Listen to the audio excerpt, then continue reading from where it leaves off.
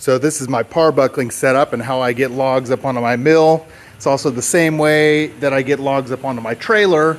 I have this 2x2 steel post with a winch mounted to the top of it and some 2.5-inch square tubing that's mounted on the side of my saw bed. And that same 2x2 tubing is mounted all around my trailer. And I basically just run the cable over the top of the log, up underneath it, and back up onto this D-ring. And it's as easy as that. So let me demonstrate.